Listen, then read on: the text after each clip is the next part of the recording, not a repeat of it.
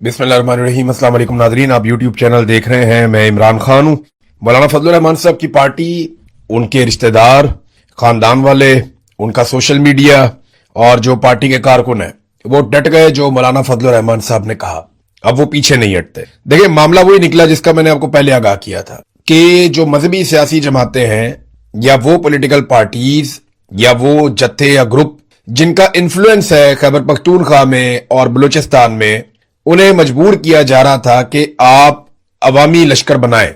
इससे पहले लश्कर बनाकर फौज ने बहुत सारी जंगें लड़ी हैं, बहुत सारी लड़ाइयां लड़ी हैं।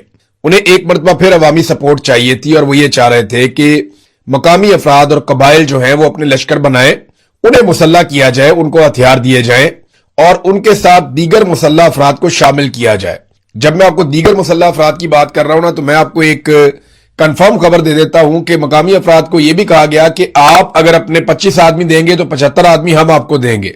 अब वो 75 आदमी कहां से आएंगे?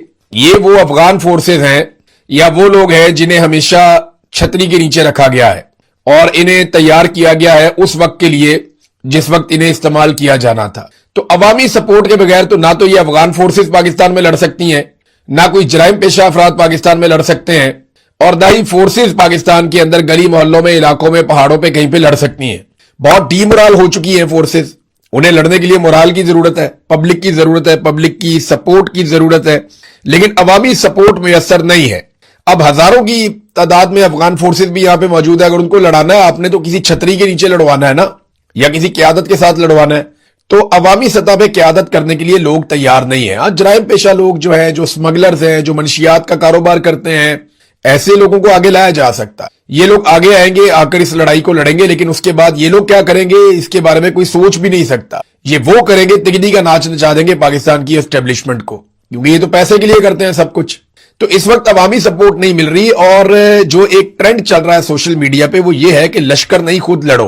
तो देखिए, पाकिस्तान की फौज इंडिया के साथ लड़ सकती है, पाकिस्तान की फौज किसी और मुल्क के साथ तो लड़ सकती है। वहां पे वो अपनी एयरफोर्स इस्तेमाल कर सकती है, अपने टैंक इस्तेमाल कर सकती है, अपना तोपखाना इस्तेमाल कर सकती है, लेकिन जब आप उसी फौज को पाकिस्तान के अंदर लड़वाएंगे ना, तो वो नहीं लड़ सकती। उसकी वजह यह है कि फौज डिजाइन ही ऐसे नहीं होती कि वो गलियों मोहल्लों में, अंदर इलाकों में जाकर डीप इनसाइड द कंट्री वो लड़े। वो नहीं कर सकते ऐसा। इसके लिए उन्हें मकामी सपोर्ट चाहिए होती है। अब मकामी सपोर्ट जो है वो आहिस्ता आहिस्ता खत्म हो गई है। पहले बलोच इलाकों में खत्म हो गई है, पश्तून इलाकों में खत्म हो गई। अब ये जो कत्लेआम हुआ सिक्योरिटी एहलकारों का बलूचिस्तान में, जो लोग लाशें रख के बैठे हुए, 30 लाशें रख के वो सड़क के ऊपर बैठे हुए हैं, वो एहतजाज कर रहे हैं कि हमारे मुतालबात माने जाए, हमारी बात सुनी जाए, हमारे शिकवे सुने जाए। 5 दिन हो गए उनकी बात ही कोई नहीं सुनता।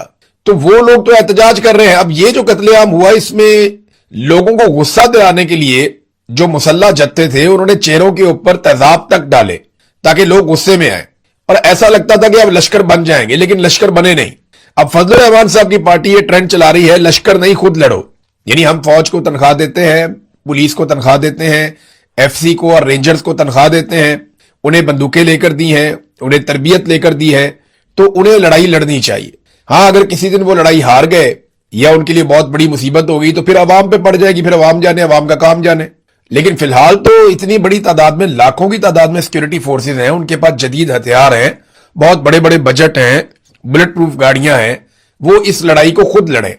ये मौलाना फजलुर रहमान साहब का उसूली मौक़िफ़ है। अब ये ट्रेंड जो है वो इस वक्त फुल टाइम चल रहा है।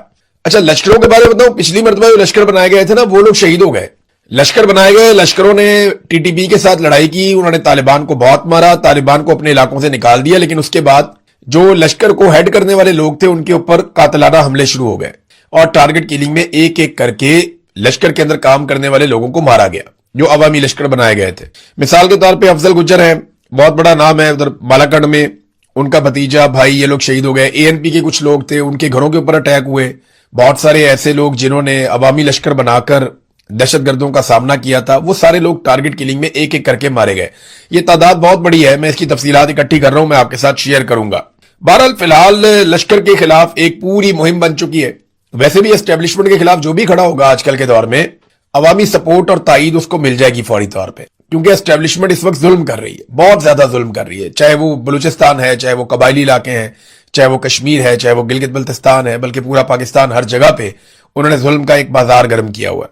अब नाजरीन, ख्वाजा आसिफ साहब ने जो स्टेटमेंट दिया उसके ऊपर लोगों ने ख्वाजा आसिफ साहब को याद दिला दी नानी, और लोगों ने बताया ख्वाजा आसिफ को कि जनाबे अली, आप तो खुद फौज के बारे में बहुत बुरी बुरी बातें करते रहे हैं, आप तो खुद फौज के ऊपर बड़ी टका के तनकीद करते रहे, आपकी वीडियोस मौजूद हैं। लोगों ने वीडियो निकाल के सोशल मीडिया पे डाल दी, मैंने भी अपने पिछले वीलॉग में निकालकर सुनवाई। तो ख्वाजा आसिफ ने सफाई ये पेश की है कि जनाब मैंने तो वो बयानात मुशर्रफ के दौर में दिए थे, तो उनको इन हालात के साथ ना जोड़ा जाए। तो मैं जरा थोड़ा सा इसको क्लियर कर देता हूं कि ख्वाजा आसिफ साहब, ये आपने एक और खच मार दी है, क्योंकि जो मुशर्रफ साहब के जमाने में भी आपने बयान दिया था वो तो आपने फौज के खिलाफ दिया था, मुशर्रफ के खिलाफ आपने नहीं बोला था। 65 की और 71 की और 99 की जो जंगें आपने, 4 जंगों में शिकस्त का जो आपने ढोल बजाया था, वो चारों जंगें मुशर्रफ ने तो नहीं लड़ी थी, वो जंगें तो फौज ने लड़ी थी। तो आपने कहा सारी जंगें पाकिस्तान हार गया था। फिर ये कौम की हड्डियों से गुदा निकाल के जो खा गए, ये तो आपने फौज को कहा था, मुशर्रफ को तो आपने नहीं कहा था। फिर आपने सियाचिन और कारगिल के अंदर जो हार गए और वो इलाके इंडिया ले गया, वो भी आपने फौज से शिकवा और गिला किया था। फौज को मिलने वाले बजट के खिलाफ आपकी तकरीर थी। आपकी तकरीर जो है वो कोई मुशर्रफ के खिलाफ तो नहीं थी। आप खुद आमरीयत की पैदावार हैं, आपके लीडर्स आमरीयत की पैदावार हैं। जनरल जिलानी की गोद से एक छोटा सा पौधा निकलता है, नवाज शरीफ, वो जन्म लेता है, आप सारे उसके साथ मिलकर पनपते हैं। आपके अपने वालिद बड़े फखरिया अंदाज में जनरल ज़ियाउल हक की शूरा के मेंबर थे, और आप लोग बड़े फखर से ये बात बताया करते थे, और पूरे सियालकोट पे आप लोग कंट्रोल करते थे, बल्कि मुल्क के अंदर आपकी चलती थी, क्योंकि आप ज़ियाउल हक की शूरा के मेंबर थे। और ख्वाजा साहब, आप वो भी याद करें कि जब जनरल मुशर्रफ डिक्टेटर मौजूद था, तो आपने बतौर वजीर जनरल मुशर्रफ से हलफ लिया था। अगर इतनी गैरत होती है आपको, और आप ये कह रहे होते हैं कि जनाब मैं तो डिक्टेटर के सख्त खिलाफ हूं, तो आप डिक्टेटर के सामने खड़े होकर उससे हलफ ना लेते, कम से कम इसके लिए आप इनकार कर देते, जो इनकार आपने नहीं किया। तो आपकी ना बड़ी सेलेक्टिव किस्म की गैरत है। जिस जूते से आपको मार पड़ती है ना, टका के मार पड़ती है, उसी जूते को ख्वाजा साहब आप लोग फिर बाद में पॉलिश करते और चमका के पॉलिश करते हैं। टका के मार खाते हैं, चमका के पॉलिश करते हैं। यह है जनाब आपकी सियासत की कुल कहानी। अब नाजरीन, अवाम को ये क्या समझते हैं, जरा ये एक छोटा सा मंजर देखें, आपको आइडिया हो जाएगा। ये एक वजीर साहब हैं और कुछ सहाफी हैं, ये नाच रहे हैं। कोई बात नहीं, लोग नाचते हैं म्यूजिक लगा के, लेकिन ये पंजाबी गानों पे ऊंची आवाज में डेक लगा के नाच रहे हैं बलूचिस्तान में। और मौका क्या है, नेशनल डिफेंस वर्कशॉप। ये क्वेटा में नेशनल डिफेंस वर्कशॉप हो रही है, जिसमें टाउट सहाफियों को उठाकर ले जाया गया और इकट्ठा किया गया, और मिलिट्री एस्टेब्लिशमेंट उन्हें बता रही है कि जी बलूचिस्तान के बारे में सारा ही प्रोपेगेंडा है, बलूचिस्तान तो बहुत अच्छा है, बहुत पुरअमन है, बेहतरीन है, सब माहौल बहुत अच्छा है, ये सारे गद्दार हैं, सिर्फ हमारी चार दीवारी के अंदर जो लोग मौजूद हैं यही सिर्फ वफादार हैं और मुहिब्बे वतन है, बाकी सारे गद्दार हैं। ये इसी तरह ब्रीफिंग्स देते हैं हमेशा। तो क्वेटा नेशनल डिफेंस जो वर्कशॉप है उसमें ऊंची आवाज में पंजाबी गानों के ऊपर, देखें अगर वो कहते जी कल्चरल इवेंट था तो फिर वहां पे बलोची गाने होने चाहिए, आप बलूचिस्तान गए हुए हैं, लेकिन पंजाबी गाने अब लग के लगा के और उसके ऊपर जनाब वहां पे रक्स करवाया जा रहा है। और वहां से थोड़ी दूर लोग लाशें रख के बैठे हुए हैं, बिल्कुल वहां से थोड़ी दूर लोग अपनी लाशें सड़कों पर रख के बैठे हुए हैं। वहां पे सोग का समा है, पूरा बलूचिस्तान रो रहा है, लहू लहान है, और ये लोग वहां पे नाच रहे हैं। ना सिर्फ नाच रहे हैं बल्कि उसकी वीडियो निकालकर सोशल मीडिया पे भी डाल रहे हैं, ताकि सारी दुनिया देख ले कि हमें जितना मर्जी गरीबों का, कमजोरों का खून बहता रहे, हमें इससे कोई फर्क नहीं पड़ता। देखिए ये ऐसे ही है, आपको समझ नहीं आएगी लेकिन ये ऐसे ही है। मैं बतौर जर्नलिस्ट इन सारी चीजों को बहुत करीब से देख चुका हूं। ये जो ऊंची ऊंची दीवारें हैं ना एस्टेब्लिशमेंट की बनाई हुई, इन दीवारों के उस तरफ हमेशा जश्न का समा रहता है। वो बहुत खुश रहते हैं, वो बहुत अच्छे खाने खाते हैं, बड़ी अच्छी वर्जिश करते हैं, उनके जिम बहुत अच्छे हैं, उनके अस्पताल बहुत अच्छे हैं, उनके बच्चों की तालीम का इंतजाम बहुत अच्छा है, उनके पासपोर्ट अलग रंग के हैं, वो अपनी लाइफ को बहुत इंजॉय करते हैं, बहुत ज्यादा। लेकिन जैसे ही वो इस दीवार से बाहर निकलते हैं तो वो अपने चेहरे के ऊपर थोड़ा सा गम ले आते हैं, ताकि बाहर बैठे हुए जो आम लोग हैं वो बेवकूफ बने कि जनाब ये भी हमारे गम के अंदर दुबले हुए जा रहे हैं। ऐसा नहीं है, चार दीवारी के उस तरफ जश्न रहता है हमेशा, ये बहुत इंजॉय करते हैं। वहां पे हर दिन ईद का है, हर रात शबरात की है, लेकिन चार दीवारी के बाहर हर तरफ आग लगी है, लहू लहान है, चाहे वो बलूचिस्तान है, चाहे खैबर पख्तूनख्वा के कबायली इलाके हैं, चाहे वो आज आजाद कश्मीर है, हर तरफ एक दुख है, एक रंज है, एक तकलीफ है। लेकिन चार दीवारी के अंदर कितना सुकून है, ये एक छोटा सा मंजर आपको बता रहा है। देखिए ये लोग कैसे एंजॉय कर रहे हैं, महफूज दीवारों के पीछे ये लोग जश्न मना रहे हैं। और इस वक्त फजलुर रहमान के लिए चौहान को, वो क्या नाम है, ओन को, और काले चैनल के मुलाजमीन को, सोशल मीडिया की जितनी भर्तियां की हैं उन सबको लॉन्च किया गया, लेकिन वो मुकाबला नहीं कर पा रहे। وجہ پتہ کیا ہے؟ جو بھی ملٹری اسٹیبلشمنٹ کے ظلم کے خلاف کھڑا ہوگا، چاہے وہ پاکستان میں سب سے غیر مقبول ہے، فضل الرحمان صاحب نے اتنا بڑا ظلم کیا ہوا ہے اس قوم کے اوپر، رجیم چینج آپریشن کے مرکزی کردار تھے جرنیلوں کے کہنے کے اوپر، لیکن فضل الرحمان کی اچھی بات یہ ہے کہ انہوں نے بعد میں بتا دیا، جب جرنیلوں نے انہیں اقتدار میں حصہ نہیں دیا تو فضل الرحمان صاحب نے بتا دیا کہ یار میں نے جرنیلوں کے کہنے کے اوپر رجیم چینج آپریشن کیا تھا، انہوں نے بلایا تھا اور بلا کے ہمیں اس کا سارے گیم کا حصہ بنایا تھا۔ فضل الرحمان پول کھول چکے ہیں۔ بہرحال وہ گند جو فضل الرحمان صاحب نے مارا تو الٹا ان کے اوپر گند تو آنا ہی تھا۔ اب فضل الرحمان صاحب بہت بدمزہ ہیں، لیکن حیرت کی بات یہ ہے کہ انتہائی غیر مقبول ہونے کے باوجود پبلک ان کے ساتھ کھڑی ہو گئی، پاکستانی فضل الرحمان کے ساتھ کھڑے ہو گئے، کیونکہ اسٹیبلشمنٹ کے خلاف جو بھی کھڑا ہوگا نا، پبلک اس کو سپورٹ ضرور کرے گی، کیونکہ وہ ظلم کے خلاف اور ظالم کے خلاف کھڑا ہوا ہے۔ کشمیر میں ناظرین احتجاج کو 40 دن ہو گئے، اندازہ کیجیے آپ، اور کشمیری ہار نہیں مان رہے، روزانہ ریلیاں نکالتے ہیں، روزانہ احتجاج کرتے ہیں، ان کے دھرنے وہاں پہ جاری ہیں۔ عاصم منیر صاحب کا جو رجیم ہے وہ ہر شعبے میں، ہر جگہ پہ اور تمام محاذوں کے اوپر ناکام ہوتا چلا جا رہا ہے۔ ایک چھوٹی سی کامیابی ان کے گلے پڑی تھی، ایک تو یہ کہ پاکستان ایئر فورس نے انڈیا کے چند جہاز گرا دیے تھے، وہ بھی ایئر فورس نے گرائے تھے، تو عاصم منیر صاحب خود فیلڈ مارشل بن کے بیٹھ گئے، اور نہ صرف فیلڈ مارشل بن گئے بلکہ تا حیات استثنا بھی اسی چکر میں لے لیا آئینی ترمیم کروا کے۔ ایئر فورس کے وہ پائلٹ ہیں، ان کا کوئی جانتا بھی نہیں ہے جنہوں نے وہ طیارے گرائے تھے۔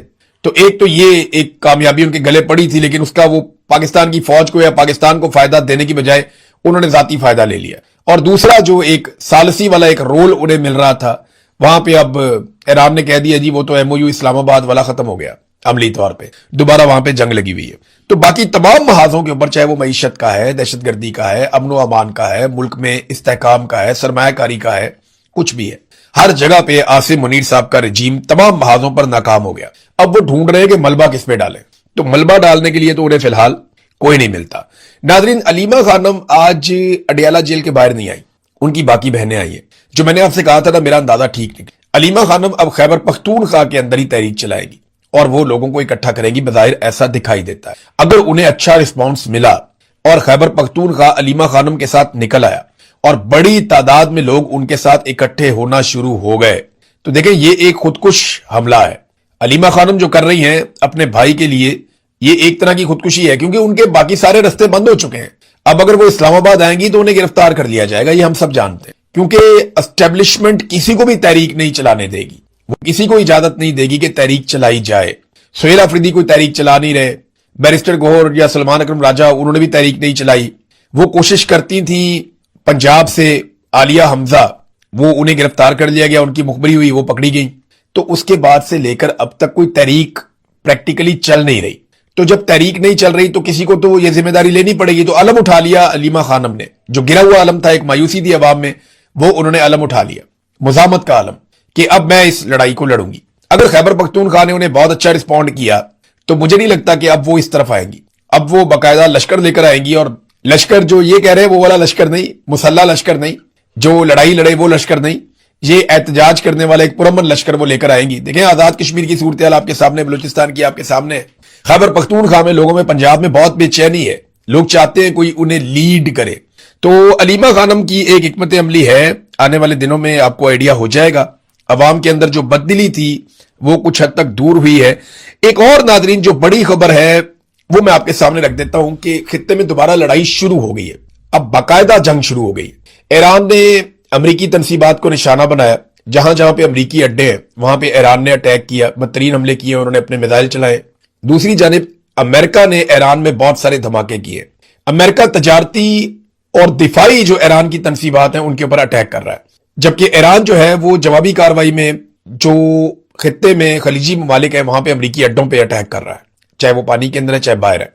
ڈونلڈ ٹرمپ نے یہ جو 20% والا کام شروع کر دیا نا، اس پہ امریکہ میں ڈونلڈ ٹرمپ کو بہت سارے لوگوں نے منع کیا تھا، لیکن ڈونلڈ ٹرمپ یہ کہتے ہیں کہ ہم اگر اس پورے علاقے کی ناکہ بندی کر دیں تو یہاں سے جتنے بھی کنٹینرز نکلیں گے یا ٹینکرز نکلیں گے یا جتنے بھی یہاں سے بحری جہاز نکلیں گے آپ نے ہرمز کو عبور کر کے، ہم ان سے 20% اگر ایک ٹیکس وصول کریں، ایک فیس وصول کریں تو ہم ٹھیک ٹھاک پیسہ بنا سکتے ہیں۔ وہ اس کو ایک اکنامک ماڈل کے طور پہ دیکھ رہے ہیں ڈونلڈ ٹرمپ۔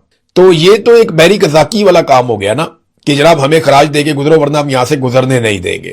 دنیا وہاں سے پہلے مفت گزرتی تھی، اب ڈونلڈ ٹرمپ مانگ رہے ہیں 20%۔ ایران کہتا ہے جی ہم ایک معمولی فیس لیں گے اور وہ بھی نیویگیشن کے زمرے میں لیں گے، تو ہم تو کوئی آپ کے اوپر ٹیکس بھی نہیں لگا رہے۔